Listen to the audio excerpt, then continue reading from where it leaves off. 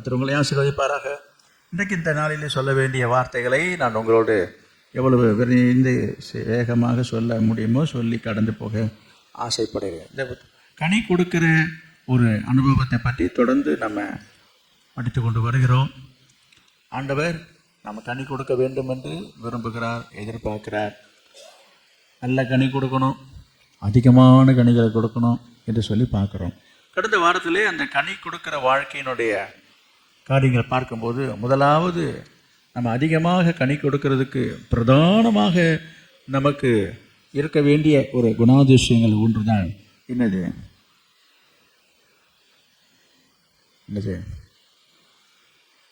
யாருக்கு ஞாபகம் இல்லையா? என்ன பண்ணுறீங்க? அப்பா ஞாபகம் வந்துச்சு. ஆமாம், அன்பு. இந்த ஸ்டாண்டை தூக்கி அதை ஓரங்க வச்சுக்கலாங்க. பிரைஸ் எல்லாம் கட்டாயிடுச்சு. இங்கே பார்க்கணும். ஸ்தோத்திரம். என்ன செய்யணும்? கவனிங்க, நமக்கு என்ன தேவை என்று சொன்னால், கனி கொடுக்கிற ஒரு வாழ்க்கைக்கு இந்த உலக வாழ்க்கையில் ஆவிக்குரிய வாழ்க்கையிலையும் நம்ம நல்ல கனி கொடுக்கணும். அதிகமான கனி கொடுக்கறதுக்கு நமக்கு தேவையானது, ரொம்ப ரொம்ப அவசியமானது அன்பு என்கிற அது ஆவியின் கனிகளை பட்டியலே அது வந்திருக்கிறது. ஆவியின் கனி வரிசையில் முதல்ல அன்பு தான் இருக்கிறது. நான் சொல்கிறேன், இந்த அன்பு ஒன்று இருந்தாலே, அந்த ஒன்று இருந்தாலே நமக்கு நல்ல கனி கொடுக்க முடியும். இன்றைக்கு வாசித்த அந்த வேத பகுதியில் எபேசியர் 3ஆம் அதிகாரம் 17வது வசனம் என்று நினைக்கிறேன். விசுவாசத்தினாலே கிறிஸ்து உங்கள் இருதயங்களில் வாசமாய் இருக்கவும் நீங்கள் அன்பிலே வேரூன்றி நிலை பெற்றவர்களாகி அன்பிலே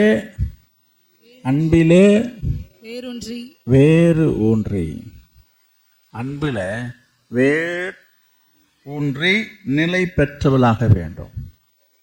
கவனிங்க, அப்போ நம்ம நல்ல கனி கொடுக்கணும்னு சொன்னால் எந்த ஒரு கனியாக இருக்கட்டும், செடியில் வர கனியாக இருக்கட்டும், மரமாகி கொடுக்குற ஒரு கனியாக கொடுக்குற ஒரு மரமாக இருக்கட்டும், எல்லாவற்றுக்கும் ரொம்ப ரொம்ப ரொம்ப அவசியமானது வேர் இல்லாத எந்த ஒரு செடியோ கொடியோ மரமோ அது உயிரோடு இருக்காது என்றது உங்களுக்கு நன்றாகவே எல்லாருக்கும் தெரியும். அப்போ ஒரு மரம் நல்ல கனியை கொடுக்கணும், நிறைய கனியை கொடுக்கணும்னு சொன்னால் முதலாவது அதனுடைய வேர் சரியாக இருக்க வேண்டும். அதன் வேர் அந்த பூமியிலே ஆழமாக பதிந்திருக்க வேண்டும். பொதுவாக வேர் என்று சொல்லும் பொழுது அது பூமியில் இருக்கிறது தான் வேர். பூமிக்கு மேலே அதிகமாக வேர்களை நம்ம பார்க்க முடியாது, ரொம்ப ரேர். அப்படி தெரிஞ்சால் கூட எல்லாருமே மண்ணை போட்டு மூடிடுவாங்க, வேர் தெரியக்கூடாதுன்னு சொல்லி மண்ணை அணைப்பாங்க. சில மரத்துக்கெல்லாம் பார்த்துருப்பீங்க நீங்கள், தென்னை மரம் மற்ற மரத்துக்கெல்லாம் பார்த்தீங்கன்னாக்கா சுற்றி மண்ணை அணைக்கிறாங்க பாருங்கள். அப்போ தான் அது நல்ல பலனை கொடுக்கும் என்று சொல்கிறாங்க.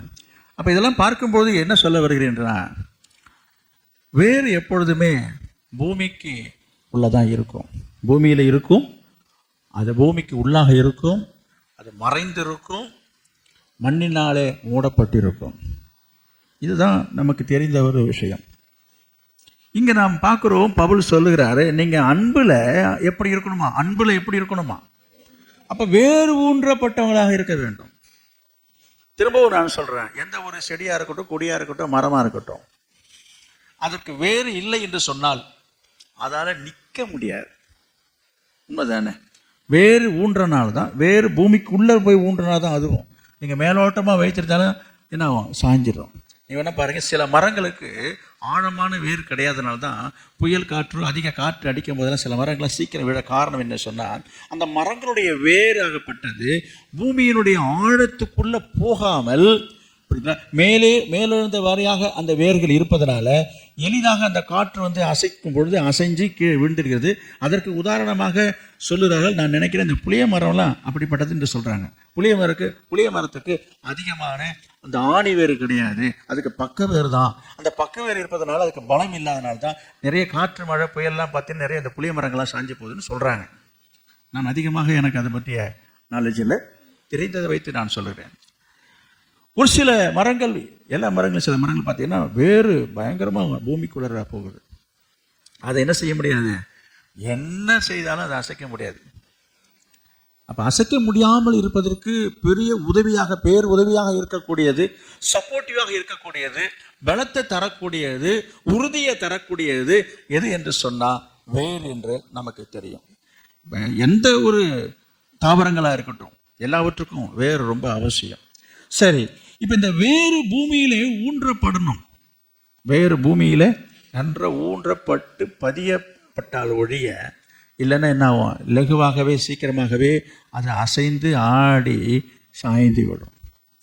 இதே வேறு ஸ்ட்ராங்காக, அதாவது வலிமையாக இந்த பூமிக்குள்ளே பதிந்திருக்கும் என்று சொன்னால் நீங்கள் என்ன தான், நீங்கள் வேணால் வேரை விட்டுட்டு வேணால் நீங்கள் மரத்தை வெட்ட முடியுமா தவிர, சில மரங்களை பாருங்கள் வேரை பறிச்சோ அல்லது வேரோடு எடுக்கிறது அவ்வளோ லகுவான விஷயம் இல்லை. அதுவும் உங்களுக்கு தெரியும். சரி, இப்போ இந்த வேறு எதற்காக இந்த பூமிக்குள்ளே போயிருக்குது? மரத்தை தாங்குவதற்காக மட்டுமல்ல, மரத்தை பாதுகாப்பதற்காக மட்டுமல்ல. அப்போ அதோட நோக்கம் என்ன என்பதையும் நாம் பார்க்கிறோம்.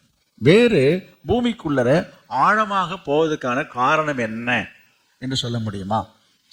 போகுது போயிட்டே இருக்குங்க. அது சரி, ஏதோ போனமே என்று சொல்லி போனதோடு நின்று விடுகிறதா? இல்லையே.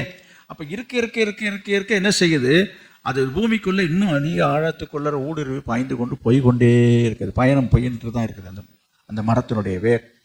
அப்போ அதோட நோக்கம் என்ன என்று சொல்லும் பொழுது, 2-3 அடிகளிலே இந்த வேர்கள் இருந்தாலே இந்த மரம் நிற்க முடியும், அதற்கு தேவையான பலன் கிடைக்கிறது, போதும் சொல்கிறேன். ஆனால் அந்த மரத்தினுடைய வேறு என்ன நினைக்குதுன்னா, இது போதாது என்பதோடு மட்டுமல்ல, நாம் இன்னும் ஆழமாக போகணும். இதற்கும் பல காரணங்கள் இருக்கிறதுங்க. இதற்கும் பல காரணம். என்ன காரணம் சொல்கிறாங்கன்னா, இந்த தாவரவியல் வல்லுநர்கள் சொல்கிறாங்க, இதை சொல்கிறாங்க. பொதுவாக எந்த ஒரு மரமாக இருந்தாலும் ஒரு குறிப்பிட்ட வளர்ச்சி அடைஞ்சதுக்கப்புறம் யாரும் அதுக்கு போய் தண்ணீர் பாய்ச்சறது கிடையாது, தண்ணி ஊற்றுறதே கிடையாது. அந்த மரமாகிற வரைக்கும் தான் எல்லாரும் அதுக்கு தண்ணி ஊற்றுவாங்க. மரம் ஆயிடுச்சுன்னு சொன்னாலே தண்ணி ஊற்றுறது கிடையாது. மழை காலத்தில் அதுக்கு கிடைக்கிற தண்ணியை தவிர மற்ற நாட்கள் எல்லாம் தண்ணியே இல்லாமல் அது நின்றுட்டு இருக்கு. எல்லா மரத்துக்கு தான் நான் சொல்கிறேன்.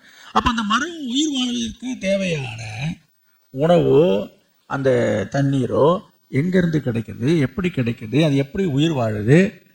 மரத்துக்கு உயிர் வாழறதுக்கு தண்ணீர் அவசியம் என்று சொல்கிறார்களே என்று சொல்லி கேட்டால், அது என்ன செய்தான், பூமியின் ஆழத்துக்குள்ளே இருக்குது இல்லையா? அது எல்லாருக்கும் தெரிஞ்ச விஷயம் தானே. பூமியில் தண்ணி இருக்குது, அது எங்கே இருக்குதோ, எதில் இருக்குதோ, எவ்வளோ தூரத்தில் இருக்குதோ அது வரைக்கும் அந்த வேர் நீண்டு கொண்டே போய் அது இருக்கிற இடத்துல கண்டுபிடிச்சி அதில் இருக்கிற அந்த ஈரத்தையும் அந்த தண்ணீரையும் உறிஞ்சி இந்த மரத்துக்கு கொடுத்துக்கிட்டு அது உயிர் வாழ வச்சுட்டு இருக்குன்றது தான் உண்மை. இதுதான் உண்மை. இப்போ பாருங்கள், என்னெல்லாம் முடியாதுப்பா, இதுக்கப்புறம் என்னால் முடியாது என்று சொல்லி அந்த வேர் என்ன செய்யறதில்லை, ரெஸ்ட் எடுத்துக்கிறது இல்லை, என்ன ரிட்டையர் ஆகிறது இல்லை.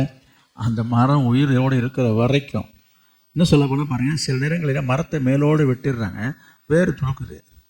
நீங்கள் மரத்தை வெட்டினா கூட வேறு சாகிறதில்லை. வேறு சாகணும்னா வேரோடு பிடுங்கினால ஒழிய வேறு சாகாது. இப்படிலாம் அந்த வேருடைய தன்மைகள் இருக்கிறது. அதை ஒப்பிட்டு பவுல் சொல்கிறாரு, நீங்கள் அன்பில் எப்படி இருக்கணுமா, அதை தான் நான் சொல்ல வந்தேன். அன்பில் எப்படி இருக்கணுமா, ஒரு ஆழமாக ஒரு வேறு ஊன்றப்பட்டவர்களாக இருக்கணும். அன்பு இருந்தால் மட்டும் போதாது, அது வேறு ஊன்றப்பட்ட. நிறைய பேர்கிட்ட அன்பு இருக்குது, அன்பு இல்லைன்னு நான் சொல்ல, எல்லாருடைய மனசுலேயும் அன்பு இருக்குதுங்க உங்கள்கிட்டலாம். அது எப்படி இருக்குதுன்னு சொன்னால், ஏதோ இருக்குது, ஆழமாக இருக்கிறதா? அந்த அன்பு உங்களுக்குள்ள இருதயத்தில் ஆழமான அன்பாக இருக்குதா? வேறு ஊன்றப்பட்டதாக இருக்கிறதா? இந்த அன்பு நம்முடைய வாழ்க்கையில் இருக்கும் என்று சொன்னால் உங்களால் கனி கொடுக்காமல் இருக்க முடியாது. பேதுரு ஒரு இடத்துல சொல்கிறாரு, எடுப்போம் வாசிப்போம். 2 பேதுரு 1 அதிகாரம்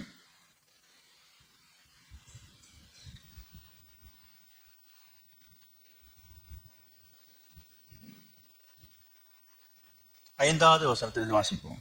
இப்படி இருக்கு நீங்கள் அதிக ஜாக்கிரதை உள்ளவர்களாய் உங்கள் விசுவாசத்தோட தைரியத்தையும் தைரியத்தோட ஞானத்தையும் ஞானத்தோட இச்சையடக்கத்தையும் பொறுமையையும் பொறுமையோட தேவ பக்தியையும் தேவபக்தியோட சகோதர சிநேகத்தோட அன்பையும் கூட்டி கூட்டி வழங்குங்கள். அன்பை எங்க போய் எங்க வந்தாலும் இங்க வந்ததாங்க ஆகணும். அன்பை கூட்டி வழங்குங்கள். இவைகள் உங்களுக்கு உண்டாயிருந்து பெருகினால் உங்களை நம்முடைய கர்த்தராகிய இயேசு கிறிஸ்துவை அறிகிற அறிவிலே வீணரும் கனியற்றவர்களுமாய் இருக்க ஒட்டாது. அப்ப உங்களால கனி கொடுக்காம இருக்க முடியாது. பாத்தீங்களா? என்ன வேணும், என்ன இருக்கணும், இப்படி இருந்தா உங்களால கனி கொடுக்காம இருக்கவே முடியாதுன்னு சொல்றாரு. அப்ப இன்றைக்கு நிறைய பேரால கனி கொடுக்கவே முடியலையே, அதுதான் சொல்ல வந்தேன். அப்ப ஏன் கனி கொடுக்க முடியல? அன்பில் என்ன செய்யப்படலை? வேறு ஊன்றப்படலை. வேறு ஊன்றப்படாதனால, வேறு ஊன்றப்படாத மரமாக இருக்கட்டும் செடியாக இருக்கட்டும் பலனை தராது. நீங்கள் வேணால் வச்சு பாருங்கள், வளர்த்து பாருங்கள். வேறு இல்லாத என்ன ஆகும்? ஆசிங்க, வேறு இல்லாத என்ன ஆகும்? இயேசு சொல்கிறது பாருங்கள். மத்தேயு எழுதின சுவிசேஷம் 13ஆம் அதிகாரம் 6வது வசனம். மத்தேயு 13ஆம் அதிகாரம் 6வது வசனம். வெயில் ஏறின பொழுது தீந்து போய் வேறு இல்லாதனால உலர்ந்து போயிற்று. இருக்குங்களா? என்ன ஆயிடுச்சுங்க? ஆமா, மத்தேயு 13ஆம் அதிகாரம் 21வது வசனம். ஆகிலும் தனக்குள்ளே வேறு இல்லாதவனாய் கொஞ்ச காலம் மாத்திரம் நிலைத்திருப்பான். வசனத்தின் நிமித்தம் உபத்திரவமும் துன்பமும் உண்டான உடனே இடரல் அடைவான். பாத்தீங்களா? வேறு இல்லாது, வேறு இருக்குது. அது இந்த வேறு ஊன்றப்படாதனால என்ன ஆகும்? கொஞ்சம் கஷ்டம் வந்தாலோ, பிரச்சனை வந்தாலோ, எதிர்ப்பு வந்தாலும், விமர்சனம் வந்தாலும், நீங்கள் நிறைய விசுவாசிகளுடைய சோர்ந்து போக காரணம் இதுதான். இன்றைக்கி ஆண்டவரை தேடி வராங்க, நாடி வராங்க, ஆண்டவரை ரொம்ப பிடிக்குது, ஆண்டவர் மேலே ஒரு பிரியம் இருக்குது, பாசம் இருக்குது, அன்பு இருக்குது. இயேசுன்னா எல்லாருக்கும் பிடிக்குது, அதனால் சந்தோஷமாக வர்றாங்க. இயேசுவை ஏற்றுக்கொண்டதின் நிமித்தம், அவருடைய வார்த்தையை, வசனத்தை ஏற்றுக்கொண்டு அவருக்காக வாழும் பொழுது, சற்று இடைஞ்சல் வரும்போது, உபத்திரம் வரும்போது, விமர்சனம் வரும்போது, கஷ்டம் வரும்போது, நெருக்கடி வரும்போது, நிந்தை வரும்போது, அவமானம் வரும்போது உடைஞ்சு போயிடுறாங்க, சோர்ந்து போயிடுறாங்க, பின்வாங்கியும் போயிடுறாங்க, இடறி போயிடுறாங்க. அப்போ இதற்கான காரணம் என்ன என்பது இயேசு தெளிவாக சொல்கிறேன். இது ஒன்றும் இல்லை, நீ வந்தது நல்லது, வந்தது நீ ஆர்வத்தோடு தான் வந்த, ஆசையோடு தான் வந்த, என்ன விருப்பத்தோடு தான் வந்தேன், அப்புறம் ஏன் இன்னைக்கு இப்படி ஆகிட்டேன்னு சொல்லி கேட்டால் அதுக்கு ஆண்டவரே பதில் சொல்கிறார். இன்றைக்கி பாருங்கள், நிறைய பேர் ஆர்வத்தோடு நம்ம சபைக்கு வந்தவங்களாம் இன்றைக்கி நிறைய பேர் போய்க்காருங்க, வந்தங்க சோதனை மேலே சோதனைங்க, கடன் மேலே கடனுங்க, ரொம்ப கஷ்டங்க, ரொம்ப பிரச்சனைங்க, வந்ததுலேருந்து தாங்க எனக்கு பிரச்சனைன்னு சில பேர். இங்கே வந்ததுக்கு அப்புறம் தான் பிரச்சனையா. அதனால் வீட்டில் உள்ளவங்களாம் சொல்கிறாங்க, நீ எதுக்கு அந்த கோயிலுக்கு போகிற? அந்த கோயிலுக்கு போனதுனால தான் ஆடு செத்துங்க, இந்த கோயிலுக்கு போனதுனால தான் கோழிக்கு முட்டை போடலை, என்ன இந்த கோயிலுக்கு போனதுனால தான் மாடு பால் கறக்கலை.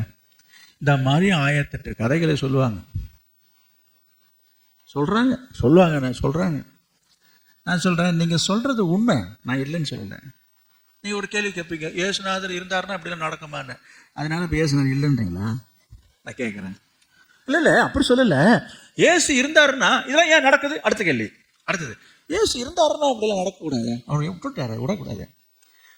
இன்றைக்கு வாக்கு தத்தன்னு ஒரு வசனத்தை எடுத்து படிக்க சொன்னேன். யாருக்கு கேடு வரும், யாருக்கு கேடு வராது, அது ஒன்றுலேயே எல்லாமே தெரிஞ்சு போச்சுங்க. நீதிமானுக்கு கேடு வரும், நீதிமானுக்கு கேடு வராது. யாருக்கு கேடு வரும்? ஆமாம், ஏசாயா 3:11 வாசிச்சோமா இல்லையா? அப்போ துன்மார்க்கனுக்கு என்ன வரும்? கேடு வரும். அப்போ எங்கே துன்மார்க்கன், நான் உங்களை சொல்லலை, நான் முன்னாடியே சொல்லிட்டேன். நீதிமானுக்கு உரியது அழகு என்ன, நீதிமான்னா யார்? இதில் நீங்களே உங்களுக்கு மார்க் போட்டுகிட்டே வாங்க. நான் என்னென்ன காரியத்தில் கரெக்டாக இருக்கிறேன், நீங்களே ஒரு மார்க் போட்டுகிட்டே வாங்க. எதிலையாவது ஒரு குறைவு ஏற்படுவது போல் உங்களுக்கு தோன்றினால், மனசில் பட்டுதுனால், அதை நீங்கள் சரி பண்ணிக்க பார்க்கணும். அதை சரி பண்ணிக்கிட்டீங்கன்னா நீங்கள் நீதிமான் ஆகும் பட்சத்தில் உங்களுக்கு ஒரு கேடும் வராது. அப்படி ஒரு கேடு வந்தாலும் ஆண்டவர் அதிலிருந்து உங்களை பாதுகாப்பார். பைபிள் ஒரு வசனம் எனக்கு தெரியுமா உங்களுக்கு? நீதிமானுக்கு வரும் துன்பங்கள் அநேகமாக இருக்குமா, ஆனால் கர்த்தரோ அவை எல்லாவற்றில் இருந்தும் அப்போ நீதிமான வாழ்றதுனால துன்பமே இல்லை, கஷ்டமே இல்லை, பாடுகள் இல்லை என்று சொல்லிக்கணும் அப்படிலாம் கிடையாது. வரும், ஆனால் ஆண்டவர் என்ன செய்வார்? அவனுக்கு துணையாக இருந்து, அவனுக்கு உடனிருந்து, உதவியாக இருந்து, அவை எல்லாவற்றிலிருந்து அவனை காப்பாற்றிடுவார். இந்த காரியம் சில பேருக்கு புரியறதில்லை. எந்த காரியம்? இவங்களை பொறுத்தவரைக்குனாக்கா நீதிமானாக இருந்தாக்கா என்ன செய்யணும்? துன்பமே வரக்கூடாது, பாடே வரக்கூடாது, கஷ்டமே வரக்கூடாது, பிரச்சனையே வரக்கூடாது, இப்படி ஒரு வாழ்க்கை வாழணும்னு ஆசைப்படுறாங்க. இதெல்லாம் அறியாமை. நான் வரும் என்று சொல்லலை.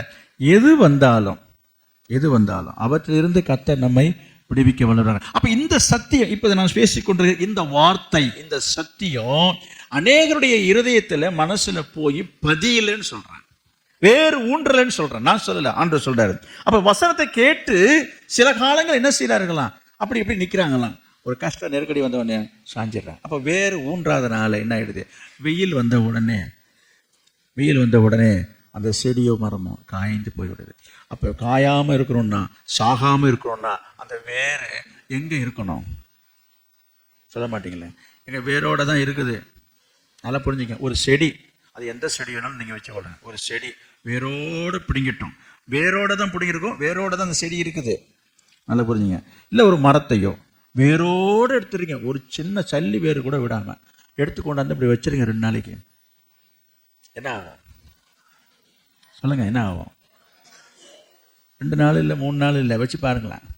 வேரோட தான் இருக்கு, மறிச்சு போயிடுது, காஞ்சி போய் என்ன ஆகும், செத்து போயிடும். அப்ப சாகாம இருக்கணும் என்று சொன்னா இந்த வேறு எங்க இருக்கணும்? வேறு ஊன்றப்படணும். அது ஊன்றப்பட வேண்டும் என்று சொன்னால் முதலாவது மண்ணுக்குள்ள இருக்கணும். புரியுதுங்களா? அதுக்கப்புறம் தான் மற்ற காரியங்கள்லாம். நான் உங்களுக்கு சொல்றேன், நீங்க உங்களோட அன்பில் வேறு ஊன்றப்படணும் என்று சொன்னா முதலாவது வசனத்துல நீங்க நிலைச்சிருக்கணும். அவனுடைய வார்த்தையை கேட்டு அதில் நீங்கள் நிலைச்சிருந்தால் மட்டும்தான் உங்கள் வாழ்க்கை ஆசீர்வாதமாக இருக்கும். அன்பிலே வேறு ஊன்றப்படும். நான் சொல்கிறேன், இது என்ன வேறு, இது என்ன மரம், இது என்ன கனி என்றா நான் திரும்பி அந்த விஷயத்தை தான் வரேன். அன்பு. அப்போ அதுபோல் அன்னைக்கு அநேகருடைய வாழ்க்கையில், மனசில், இருதயத்தில் அன்பு என்கிற ஒரு மரம், அந்த மரத்துக்கு பேர் அன்புன்னு வைத்துக்கொள்ளுங்க. இந்த அன்பு என்கிற மரம் வேறு ஊன்றப்படாதனால தான் இன்றைக்கு நிறைய பேருடைய அன்பு தனிந்து போய்விட்டது என்று இயேசு சொல்லுகிறார். அநேகருடைய அன்பு தனிந்து போகும் என்று எழுதியிருக்கிறது. எங்க? மேலும் கடைசி நாட்களிலே அநேகருடைய அன்பு, ஆமா, அது எப்படி இருக்குது பாருங்க. அநேகருடைய அன்பு தனிந்து போகின்றது. நிறைய பேர்ட்ட அன்பு இருக்குது, அந்த அன்பு என்னாச்சு? அன்பு தனிந்து போகுதுன்னா என்ன, அதை நீங்கள் சொல்லுங்கள். அன்பு தனிந்து போகிறதுன்றா என்ன? நான் எப்படி சொன்னால் உங்களுக்கு புரியும். இப்பொழுது எல்லா வீட்லேயும் கேஸ் ஸ்டவ் வந்துட்டதுனால இப்போ புரியுமான்னு தெரியல. ஆனாலும் நம்ம எல்லாம் அங்கேருந்து தானே வந்திருக்கோம், அடுப்புலேருந்து தானே வந்திருக்கோம்.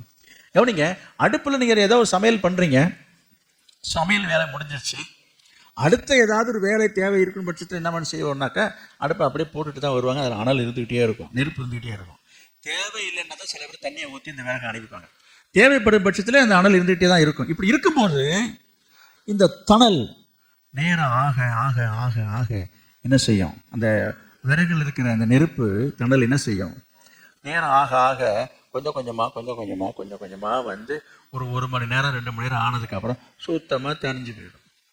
நீங்கள் தண்ணி ஊற்றி அணைக்க வேண்டிய அவசியம் தானாகவே தணிஞ்சிடும், குறைஞ்சிட்டு தெரிஞ்சுங்களா? அதே போல் நிறைய பேர்ட்ட உள்ளத்தில் உங்கள் மனசில் அன்பு எல்லாரும் வச்சுருக்கீங்க. அந்த அன்பு என்ன செய்யுது, நாளாக கொஞ்சம் கொஞ்சமாக அன்பு தணிஞ்சு போயிடுது. சரி, ஏன் இந்த அன்பு தணிந்து போனதுன்னு நான் கேட்குறேன். அந்த அன்பு தணிந்து போகிறதுக்கான காரணம் என்ன? நான் சொல்கிறேன், திரும்பி அந்த விறகு அடுப்பில் இருக்க அந்த விறகு, அதில் உள்ள நெருப்பு தணிந்து போனதுக்கான காரணம் என்னன்றது நீங்கள் சொல்ல முடியுமா? என்னது, ஏன் அது தணிஞ்சு போச்சு? கவனிங்க, நிறைய பேர் கவனிக்கல, நான் பேரை சொல்ல வைப்பேன். கவனிங்க, அந்த நெருப்பு, இப்போ நான் சொன்ன ஒரு அடுப்பை பற்றி பேசினேன், அந்த நெருப்பு தணிஞ்சு போகிறதுக்கான காரணம் என்னன்னு கேட்டேன். ரொம்ப லகுவான எளிதான கேள்வி, எளிதான பதில்.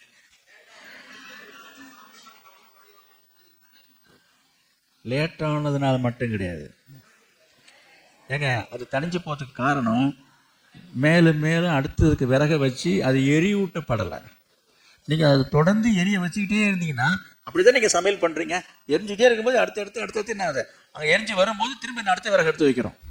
அப்போ தொடர்ந்து அது நினைச்சு எரிஞ்சிருக்குன்னு சொன்னால் தொடர்ந்து அதை அனல் மூட்டிக்கிட்டே இருக்கணும். விறகு வச்சுக்கிட்டே இருந்தீங்கன்னாக்க இருக்க போகுது, வேற ஒன்றும் விஷயம் இல்லை, இவ்வளோதான். நான் உங்களுக்கு சொல்றேன், உங்களுடைய அன்பு தணிந்து போவதற்கான காரணம் என்ன? இன்றைக்கு அநேகருடைய மனதிலே இருதயத்திற்கு அன்பு தணிஞ்சு போகுது ஏன் என்ன சொன்னா, அது வேறு ஊன்றப்படலை.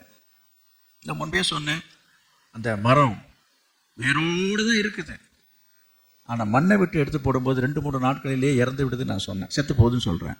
அதுக்கு என்ன காரணம் யோசித்து பாருங்கள். நீங்கள் என்ன தான் தண்ணியை ஊற்றி பாருங்களேன். சரிங்க, ஒரு செடியை வேரோடு எடுத்துருவோம், நல்லா கவனிங்க, கொண்டு வந்து வீட்டில் வச்சுப்போம், தினமும் அதுக்கு தண்ணி தெளிச்சுட்டு இருப்போம், வேர்லையும் அங்கேயும் இங்கேயுமா தெளித்து பாருங்களேன். ஒரு சில தூரம் நினைக்கிறீங்க, கொஞ்சம் உயிரை வேணால் கொஞ்ச நாள் தள்ளி போடலாம், அவ்வளோதான், தாக்கு பிடிக்காது. நீங்கள் தண்ணி ஊற்றினாங்க. அப்போ அது எங்கே இருந்தால் அது நிலைச்சிருக்கும், வளரும், பலன் தரும். மண்ணில் பூமியில் நிலத்தில் அது நடப்பட வேண்டியது அவசியம். அதுதான் அதுக்கு தேவை. சரி, ஏன் இது அதை தேடிக்கிறது? அதுக்கு தேவையானதெல்லாம் அந்த மண்ணில் இருக்குதுங்க. ஒரு தாவரம் இந்த பூமியில் வளர்றதுக்கு தேவையான அனைத்து உபகரணங்களும் இந்த மண்ணிலேருந்து அது அந்த என்ன செய்யுது, வேறு எடுத்துக்கொள்கிறதுங்க. சரி, அதனால அப்படி ஒரு ஆண்டவர் ஒரு படைப்பில் அப்படி ஒரு படைத்திருக்கிறார், வேற ஒன்றும் இல்லை. அப்படி படைத்திருக்கும் போது இந்த மரமோ செடியோ என்ன செய்யறதுன்னு சொன்னால், மண்ணுக்குள்ளே போய் அது என்ன பண்ணுது? ஃபஸ்ட்டு மண்ணுக்குள்ளே போன உடனே என்ன செய்யுதுங்க?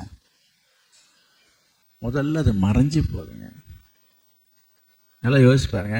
என்னைக்காவது மண்ணுக்கு மேலே வேறு தெரிஞ்சால் அது நல்லதா? எதுவாக இருக்கட்டும், வேறு தெரிஞ்சாலே நீங்கள் என்ன செய்வீங்க? எல்லாமே விவசாய குடிகள் தான். நீங்களாம் வேறு தெரிஞ்சாலே இன்னும் கொஞ்சம் மண்ணை வெட்டி தான் போட்டு மறைக்க தான் பார்ப்போம். சப்போஸ் தவறி தெரிஞ்சால் கூட அது நல்லது இல்லைன்றது உங்களுக்கு தெரியுது தானே. அப்போ வேருக்கும் அது தெரியுது. இயற்கையாகவே வேறு என்ன செய்யுது? அது மண்ணை நோக்கி தான் தன் பயணத்தை தொடர்கிறது. மண்ணுக்குள்ளே போய் தன்னை மறைத்து கொள்ள தான் பார்க்கறது. இப்படி போய் மறைஞ்சிருந்து ஒளிஞ்சிருந்து அது என்ன செய்யுது? பூமிக்கு உள்ளர போய் அதில் இருக்கிற நீரை உறிஞ்சி எடுக்குது. அதில் இருக்கிற அதுக்கு தேவையான உணவுகளை அதிலிருந்து எடுத்துக்கொள்ளுது. அதுக்கு என்ன கிடைக்குதோ, அந்த மண்ணில் என்னெல்லாம் சத்து இருக்குதோ அதை அது கிரகிச்சு கொள்ளுகிறது. இதெல்லாம் இந்த வேறு செய்துட்டு இருக்குங்க. நல்லா யோசித்து பாருங்க. இப்படி செய்து கொண்டிருக்கிற பொழுது இந்த செடி, இந்த மரம் என்ன செய்யுது? பூமிக்கு மேலே இருந்துட்டு சும்மா அப்படியே தலை இருக்குது. என்ன சொகசாக நிற்குது, என்ன அழகாக இருக்குது. சில செடிகளை பார்க்கும்போது அழகுக்காக கொண்டு வந்து வைக்கிறோம். சிலது பலனை கொடுக்கறது, கனியை கொடுக்கறது, என்னென்னமோ கொடுத்துட்ருக்கு. இதுக்கெல்லாம் காரணம் யார் என்று தெரியுமா உங்களுக்கு? யாரு? வேறு தாங்க காரணம். நீங்கள் வேணா இந்த வேரை தனியாக எடுத்து போட்டுட்டு நீங்கள் மரத்தை கொண்டு போய் வச்சு பாருங்களேன், பலன் கொடுக்காது. அப்போ இந்த வேறாகப்பட்டது என்ன செய்யுது? பூமிக்குள்ளே போய் ஒளிஞ்சி மறைஞ்சி தன்னையே தியாகம் பண்ணி தன்னை வெளியில் காட்டிக்காமல், அலட்டிக்காமல், வெளியில் காட்டிக்காமல், ஆர்ப்பாட்டம் பண்ணாமல் அது பாட்டு அடக்கம் தான் சொல்லுவேன். எப்படி மரித்தவர்களை கொண்டுட்டு போய் மண்ணில் தானே அடக்கம் பண்ணுறாங்க. அப்போ அடக்கம் பண்ணுறது சமம் அது. அப்போ போய் அது அடங்கி போய் அடக்கமாக இருந்து என்ன செய்யுது? மறைந்திருந்து மறைவாக இருந்து தன் வேலையை செய்து கொண்டிருக்கிறது. ஒரு பலனை கொடுத்து கொண்டிருக்கிறது. அதை வாழ வைத்து கொண்டிருக்கிறது. அந்த செடியோ அந்த மரத்தையோ அதை தாங்கி கொண்டிருக்கிறது. அது நிற்பதற்கு அது உதவியாக இருக்கிறது. இவ்வளவு காரியங்களையும் அந்த வேறு செய்துட்டு இருக்குங்க. நான் உங்கள் ஆவிக்குரிய வாழ்க்கைக்கு நான் வருகிறேன். நீங்கள் அன்பில் வேர் ஊன்றப்பட்டவர்களாக இருந்தீங்க என்று சொன்னால், உங்கள் மனசில் இந்த அன்பு உள்ளத்தில் வந்தாலே தாழ்மை வந்துடும். நான் முன்பே சொன்னேன், இந்த வேறு எங்கே இருக்குது? பூமிக்குள்ளே இருக்குது, மண்ணுக்குள்ளே இருக்குது. மண்ணுக்குள்ளே என்ன செய்யுது? அப்பப்போ தலையை நீட்டி பார்த்துட்டு இருக்குதா? எப்போதும் மறைந்திருக்கிற ஒரு சுவாபம். நான் உங்களுக்கு சொல்கிறேன், ஒரு நல்ல கிறிஸ்தவன், ஒரு நல்ல விசுவாசியனுடைய அடையாளம், அழகு எது என்று சொன்னான், இந்த அன்பினால ஏற்படுகிற ஒரு பிரதிபலிப்பு எது என்று சொன்னால் தாழ்மை. இந்த தாழ்மையை தரித்து கொண்டவர்கள் என்ன செய்வார்கள் சொன்னால், எப்பொழுதுமே தன்னை மறைத்து கொள்வார்கள், ஒளித்துக் கொள்வார்கள். இந்த தாழ்மை எங்கிருந்து வரும், எப்படி வரும் என்று சொன்னால், தேவனுடைய அன்பு உனக்குள்ளே இருந்தால் மட்டும்தான் அந்த தாழ்மை என்ற சுபாவமே வரும். இந்த தாழ்மையை இன்னும் அநேகர் கற்றுக்கொள்ளாதனால, பெற்றுக்கொள்ளாதனால, அந்த தாழ்மை என்கிற சுபாவம் உள்ளத்தில் இராதனால தான் கனி கொடுக்க முடியவில்லை என்று சொல்ல வருகிறேன். கடந்த சில வாரங்களாகவே கனி கொடுக்கறதை பற்றி பேசிக்கொண்டு வருகிறேன். இன்றைக்கு ஏன் அநேகரால் கனி கொடுக்க முடியவில்லை என்று சொன்னார், இதுதாங்க காரணம். அந்த மரம் என்ன செய்யப்படலை? இன்னும் சரியாக வேறு ஊன்றப்படலை. இன்னும் மண்ணுக்குள்ளே போகலை, புதையில மறையில உள்ளே போனாதான் பலன் கொடுக்க முடியும். கொஞ்சம் யோசித்து பாருங்கள். உங்களுடைய ஆவிக்குரிய வாழ்க்கை எப்படி இருக்கிறது? உங்களுடைய மனம் எங்கே இருக்கிறது? உங்களுடைய அன்பு எது வரைக்கும் இருக்கிறது? உங்கள் உள்ளத்தில் தேவனுடைய அன்பு இருக்கும் என்று சொன்னால், நான் சொல்கிறேன், ஒரு உண்மையாக தேவ அன்பினால் நிரப்பப்பட்ட ஒரு தேவனுடைய பிள்ளையினுடைய வாழ்க்கை எப்படி இருக்குன்னு சொன்னால் அவன் தாழ்மையை தரித்து கொண்டிருப்பான். இயேசு சொன்னார், நான் சாந்தமும் மனத்தாழ்மையுமா இருக்கிறேன், என்னிடத்துல வந்து கற்றுக்கொள்ளுங்கள் என்று இயேசு சொன்னார். எனவே அந்த தாழ்மை என்கிற சுவாபம் நம்முடைய மனதில் வந்து விட்டால்னு சொன்னால் எப்பொழுதுமே தாழ்மை உள்ளவர்கள் ஒளிந்திருப்பார்கள், மறைந்திருப்பார்கள். அந்த ஒளிந்திருப்பதுன்னு சொல்லும்போது தப்பான அர்த்தம் எடுத்துடக்கூடாது. இன்றைக்கி திருடன் கூட போய் ஒளிஞ்சிருக்கிறான், நான் அப்படி சொல்லலை. எப்படி இந்த வேறாகப்பட்டது பூமிக்குள்ளே போய் தன்னை மறைச்சிக்குது பாருங்க, தன்னை காட்டிக்காது, தன்னை வெளிப்படுத்தி கொள்ளாமல், தன்னுடைய பெருமையை காட்டாமல் அதை மறைஞ்சிருந்து பலனை கொடுக்கறது போல ஒரு ஆவிக்குரிய விசுவாசி கர்த்தருக்குள்ளே தன்னை மறைத்து கொண்டு என்ன நடந்தாலும் எது வந்தாலும் கர்த்தரை உயர்த்தி, கர்த்தரை வெளிப்படுத்தி, கர்த்தரை மகிமைப்படுத்தி, கர்த்தரை பிரியப்படுத்தி கர்த்தருக்காக கனி கொடுக்கிறவனாக இருக்க வேண்டும். நான் வாசித்தோம், இன்றைக்கு காலையில் கூட வாசித்தோன்னு நான் நினைக்கிறேன். அதாவது நீதிமொழிகள் 12ஆம் அதிகாரம், நீதிமொழிகள் 12ஆம் அதிகாரம் 3வது வசனம்.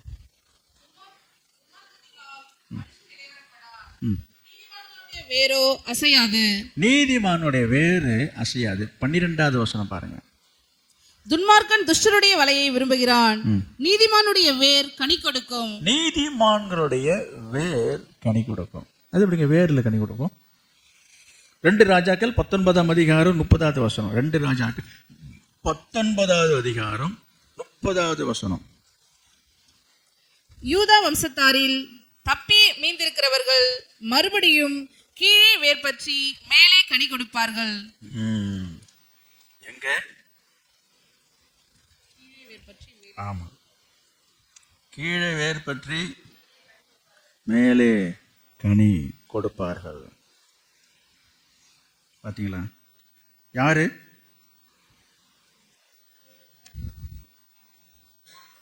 யாருன்னு போட்டிருக்கு? யூதா வம்சத்தாரை தப்பி மீந்திருக்கிறவர்கள் மறுபடியும் கீழே வேர் பற்றி மேலே கனி கொடுப்பார்கள்.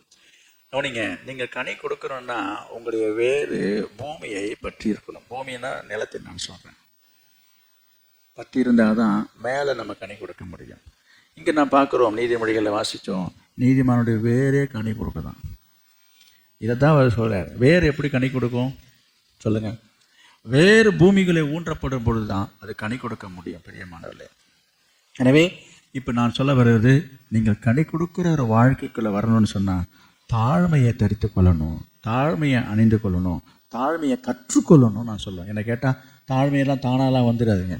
தாழ்மையாக இருப்பதற்கு நீங்கள் கற்றுக்கொள்ளணும். இன்றைக்கு சில பேருக்கு தாழ்மையினுடைய அடையாளம், தாழ்மையினுடைய அர்த்தம் தெரியாமல் இன்றைக்கு சில பேர் நடந்து கொள்கிறாங்க. அதாவது வெளி தோற்றத்தின்படி சில பாவனைகளை செய்து சில நடிப்பு திறமையை காண்பித்து தாழ்மையாக இருப்பது போல காட்டிக்கொள்கிறார்கள். அதை குறித்தும் வேதத்தில் எழுதப்பட்டிருக்கு. இந்த மாயமான தாழ்மைன்னு சொல்லப்பட்டிருக்கிறது. தாழ்மையிலே டூப்ளிகேட் இருக்குது பாருங்க, எல்லாத்துலேயுமே டூப்ளிகேட் இருக்குதுங்க. இந்த உலகத்தில் எல்லா பொருள்களையும் நம்ம போலியானது இருக்குது பார்த்தீங்களா? அதே போல தான் இன்றைக்கி தாழ்மையிலையும் போலியான தாழ்மை இருக்கிறது. எனவே மாயமான தாழ்மை அல்ல, உண்மையான மனத்தாழ்மை. அப்போ தாழ்மையை நம்ம என்ன செய்யணும்? கற்றுக்கொள்ளணும்.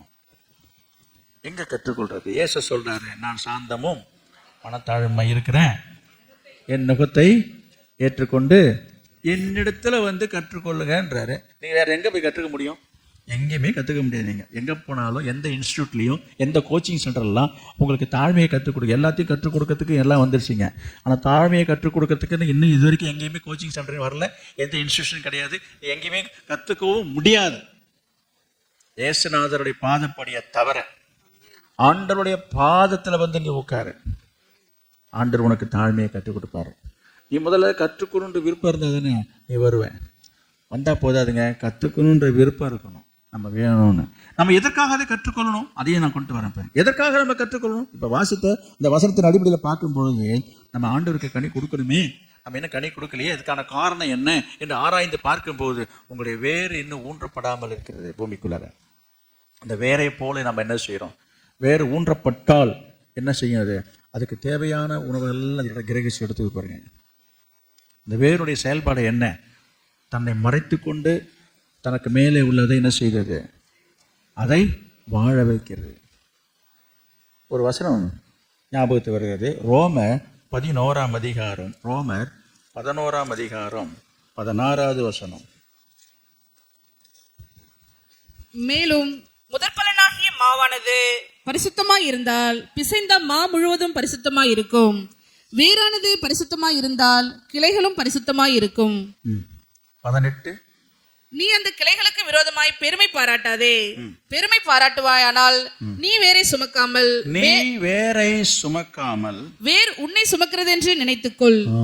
இன்னைக்கு நிறைய பேர் இந்த மரம் எப்படி காய்ச்ச உடனே அது ஆட்டிக்கிட்டு என்ன செய்ய குலுங்கிக்கிட்டு காயும் பழமும் பூவுமா இருக்கும் பொழுது மரத்துக்கு ஒரு பெருமை தான். அந்த மரத்தை எல்லாரும் பார்க்குறாங்க, பாராட்டுறாங்க, வியந்துக்கிறாங்க. நேற்று கூட நான் ஒரு வீட்டுக்கு போயிருந்தேன். அப்படி கை கேட்டுற தூரத்தில் மாங்காய் தொங்கிட்டு இருந்துச்சுங்க.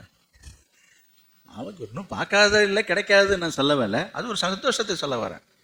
மரம் என்று சொன்னால் கைக்கு எத்தனை தூரத்தில் எங்கே இருக்குதுங்க? எல்லாமே உயரத்தை தான் இருக்குதுங்க. சும்மா கீழே தொங்கிக்கிட்டு இருக்குங்க ஒரு வீட்டில். என்னது அந்த காரியத்தை நான் சொல்ல முடியும். இங்கே நான் பார்க்குறோம். இதை பார்க்கும்போது ஒரு சந்தோஷத்தை நான் சொல்ல வந்தேன். இப்போ அந்த மரத்தை பார்க்கும்போது சின்ன மரம் தான், ரொம்ப உயரமாகவும் வளரல. மாமரம் அது, மாங்காய் தொங்கிட்டு இருந்துச்சு. ரொம்ப இவ்வளோ கீழே நிற்கி தொங்குதுங்க. அவ்வளோ சின்ன மரம். அப்படியே படிக்கணும் போல வருது. படித்து ஒன்றும் பண்ண போகிறது கிடையாது. படிக்கணும் ஆசைக்கு சொல்ல வரேன். அப்போ இந்த மகிழ்ச்சியை ஏற்படுத்துகிறது, ஒரு பரவசத்தை ஏற்படுத்துகிறது, பாராட்டை ஏற்படுத்துகிறது, பார்க்கிறவனுடைய கண்களை பிரமிக்க வைக்கிறது.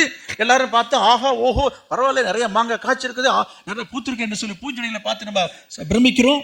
இதெல்லாம் பார்த்து இந்த செடிகளுக்கு என்ன வருது, மரத்துக்கு என்ன வருது, தலைகால புரியல பெருமை வந்துடுது. பத்தியா எல்லாரும் என்ன தான் பார்க்குறாங்க என்று சொல்லு. இப்படி தான் இன்னைக்கு நிறைய பேர் வாழ்க்கையும் இருக்கிறது. இங்கே நான் வாசித்தோம் என்ன சொல்லப்பட்டிருக்கிறது, அந்த 18வது வசனத்தை பாருங்க. நீ அந்த கிளைகளுக்கு விரோதமாய் பெருமை பாராட்டாத. பெருமை பாராட்டுவாயானால் நீ வேரை சுமக்காமல்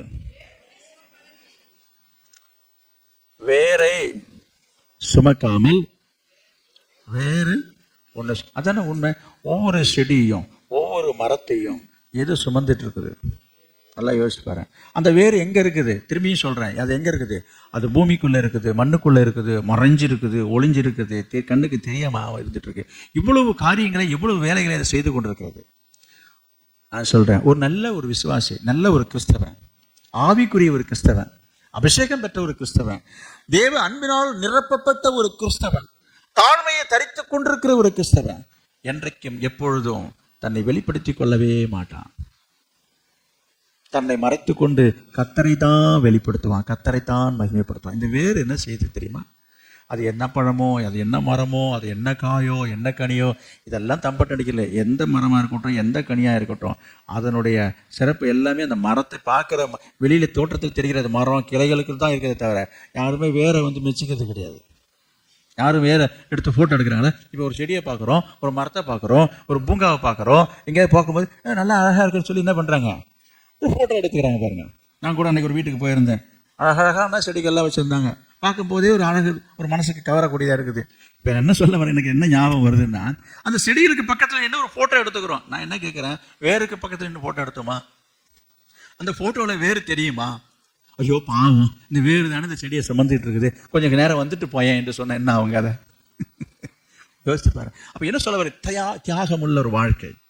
ஆவிக்குரிய வாழ்க்கையிலே, ஆவிக்குரிய விசுவாசிய வாழ்க்கையில என்ன இருக்க வேண்டும், நீங்கள் கண்ணி கொடுக்க வேண்டும் என்று சொன்னால் இந்த வேரை போல நம்ம என்ன செய்யணும், மறைந்திருந்து கர்த்தருக்காக பலனை கொடுக்கணும், கர்த்தரை உயர்த்தணும், கர்த்தரை வெளிப்படுத்தணும், கர்த்தரை மகிமைப்படுத்தணும். இந்த வேர் என்ன செய்யுது, அது பாட்டு அமைதியாக அடக்கமாக இருந்துக்கிட்டு என்ன செய்யுது, அந்த மரத்தில் நிறைய கனிகளை காய்க்க வைக்கிறது, பழங்களை கொடுக்கறது. பூச்செடியாக இருந்தால் நிறைய பூக்களை தரக்கூடியதாக இருக்குது, பார்க்குறவங்க எல்லாருடைய கண்களை கவரக்கூடியதாக இருக்குது, பாராட்டக்கூடியதாக இருக்கிறது, மற்றவர்களை பரவசப்படுத்தக்கூடியதாக இருக்குது, சந்தோஷத்தை கொடுக்கக்கூடியதாக இருக்கிறது. இப்படி எல்லா காரியங்களும் செய்துக்கிட்டு இருக்கிற இடம் தெரியாமல் இந்த வேர் இருந்துகிட்டு இருக்குங்க. இப்படிப்பட்ட அன்பு நம்மளுடைய இருதயத்தில் இருக்க வேண்டும். இப்படிப்பட்ட அன்பு நமக்குள்ளே இருக்கிறதா என்று சொல்லி நீங்கள் சிந்திக்க வேண்டும். பிரியமானவர்களே, இந்த அன்பு நமக்குள்ளே இருந்தால் என்ன நடக்கும் உங்களுக்கு தெரியும், மனப்பாடமாகவே தெரியும். இந்த அன்பு குறைவினால தான் இன்றைக்கு குடும்பத்தில் பிரச்சனை, சபையில் பிரச்சனை, வேலை செய்கிற இடங்களில் பிரச்சனை, எங்கே போனாலும் இந்த அன்பு, அநேகரோட அன்பு தனிந்து விட்டதுன்னு நான் சொன்னேன். இந்த அன்பில் ஏற்படும் குறைவு, இந்த அன்பு குறையும் பொழுது என்ன ஆகும், பெருமை வந்துடும். எப்போ அன்பு குறையும், பெருமை தலை தூக்கும் போதெல்லாம் அன்பு குறைய ஆரம்பிச்சிடும். இது பேலன்ஸ்டாக இருந்துட்டு இருக்குங்க. கவனிங்க, தாழ்மை இருக்கிற இடத்துல அன்பு இருக்கும், அன்பு இருக்கிற இடத்துல தாழ்மை இருக்கும். கவனிக்கிறீங்களா? அன்பு இருக்கிற இடத்துல நிச்சயமா தாழ்மை இருக்கும், தாழ்மை இருக்கிற இடத்துல அன்பு கட்டாயம் இருக்கும். அன்பு குறையுதுன்னு சொன்னாலே அங்கே பெருமையும் தலைக்குணமும் ஆணவம் தலை தூக்க ஆரம்பிச்சிடும். அல்லது எந்த இடத்துல யாருக்கு பெருமையும் மேட்டுமையும் ஆணவம் தலை தூக்குதோ அங்கே அன்பு குறைஞ்சிரும். ஆட்டோமேட்டிக்காகவே இந்த அன்பு குறைஞ்சிடும். இது வந்து பேலன்ஸ்டாக இருந்துட்டு இருப்பேன். இதனால தான் உங்கள் வாழ்க்கையிலையும் குடும்பத்திலையும் போராட்டமும் சண்டையும் சச்சரவும் காணப்படுகிறது. இதை நம்ம அட்ஜஸ்ட் பண்ணுறதுக்கோ அனுசரித்து போகிறதுக்கோ மனசு ஒத்து போக மாட்டேது. இதை நம்ம சொல்கிறோம், எவ்வளவோ எடுத்து சொல்கிறாங்க, எல்லாரும் சொல்ல தான் செய்கிறாங்க. விட்டு கொடுத்து போங்க, அனுசரித்து போங்க, தாங்கி போங்க, பொறுத்து போங்கன்னு யார் தான் சொல்ல, எல்லாரும் சொல்கிறாங்க. பள்ளிக்கூடத்தில் சொல்கிறாங்க, ஆஃபீஸில் சொல்கிறாங்க, வீட்டில் பெற்றோர் சொல்கிறாங்க, எல்லாரும் எல்லா இடத்தையும் சொல்லிட்டு தான் இருக்கிறாங்க. யாருங்க கேட்குறாங்க? ஏன் கேட்கல, ஏன் இல்லை சொல்லுங்க பார்ப்போம். அது இல்லாமல் போகிறதுக்கான காரணம் என்ன? காரணம் என்னங்க? அன்பு குறைஞ்சிடுச்சு, அன்பு குறைந்து விட்டது. அதை பற்றி யாரும் கவலைப்படலை. அந்த அன்பு ஏன் குறைஞ்சிடுச்சு? நான் திரும்பியும் சொல்கிறேன், எப்படி ஒரு வேறு பூமியை விட்டு நான் எவ்வளோ நாள் தான் இந்த மண்ணுக்குள்ளரே இருக்கிறது, எனக்கு போர் அடிக்குது. நான் சும்மா கதையாக சொல்கிறேங்க. அந்த வேறு இப்படி பேசுச்சுன்னு வச்சுக்கோ, எவ்வளோ நாள் தான் நான் இங்கேயே ஒரே இடத்துல அடைச்சி கிடக்கிறது, நான் கொஞ்சம் வெளியில் வரணுன்னு சொல்லி இந்த வேறு வெளியில் வந்தால் என்ன ஆகுன்றதை கொஞ்சம் யோசித்து பாருங்களேன். ஆபத்து தானே? அது அப்படி செய்கிறது இல்லை தானே? அது போல தான் நான் சொல்கிறேன், அது போல தான் நான் சொல்கிறேன். கிறிஸ்துவின் அன்பில் நம்ம நிலைச்சிருக்கணும், வேர் ஊன்றப்பட்டவர்களாக இருக்கணும். வேர் ஊன்றப்பட்ட ஒரு மரமாக இருக்கட்டும், செடியாக இருக்கட்டும், கொடியாக இருக்கட்டும், அது அடிக்கடி இடம் மாறத்துக்கு வாய்ப்பே கிடையாதுங்க. வேறு ஒரு இடத்துல நிலை கொண்டதுன்னு சொன்னால் மாற முடியுமா? மாறாது, மாறவும் முடியாது. அப்படி மாற்றினா உங்களுக்கே தெரியும், சில செடியோ அல்லது மரங்களையோ அடிக்கடி நம்ம திரும்ப திரும்ப வேரோடு பிடிங்கினா கூட சொல்கிறேன், நீங்கள் மாற்றி மாற்றி மாற்றி நீங்கள் அப்படி செய்வீங்கன்னு சொன்னால் அது ஸ்திரப்படாது, அதோட வளர்ச்சி தடைப்படும், நம்ம எதிர்பார்க்குற பலன் கிடைக்காது. அது திரும்பவும் அது செட் ஆகி அது பூமிக்குள்ளே போய் அது எல்லாத்தையும் கிரகித்துக்கிறது பல காலங்கள் எடுக்க தோன்றும். இதுக்கு நிறைய காரியங்கள் அதுக்கு நஷ்டம் ஏற்படும். எந்த ஒரு மரமாக இருக்கட்டும், எதையும் திரும்ப திரும்ப மாற்றி மாற்றி மாற்றி மாற்றி நம்ம என்ன செய்யக்கூடாது. அப்படி செய்கிறது மாட்டாங்க. அப்படி செய்தால் என்ன ஆகுன்றது உங்களுக்கு தெரியும். அதே போல தான் ஆவிக்குரிய வாழ்க்கை நான் சொல்கிறேன். கர்த்தர் உங்களை எந்த இடத்துல, எந்த தோட்டத்தில், எந்த சபையில், எந்த ஐக்கியத்தில் உங்களை கொண்டு வந்து நிலைநிறுத்தி வைத்திருக்கிறாரோ அதில் நீங்கள் நிலைச்சிருந்தீங்கன்னு சொன்னால் அதிகமான கனிகளை கொடுப்பீங்க. கர்த்தர் எதிர்பார்க்குற விரும்புகிற நிறைவான கனியை கொடுப்பீங்க. நல்ல கனியை கொடுக்குறலாம் கர்த்தர் உங்களை மாற்றுவார். அதை விட்டுட்டு நம்ம என்ன பண்ணக்கூடாது. இன்றைக்கு இந்த காரியங்கள் சில பேருக்கு விளங்கலை, புரியாமல் என்ன செய்கிறாங்க, போயிட்டுருக்குறாங்க. அப்படி அப்படி அப்படி செய்யக்கூடாது. அப்படி நம்ம செய்வது ஆண்டவருக்கு பிரியமில்லாத ஒரு காரியம். ஒரு வசனம் எனக்கு ஞாபகத்துக்கு வருது.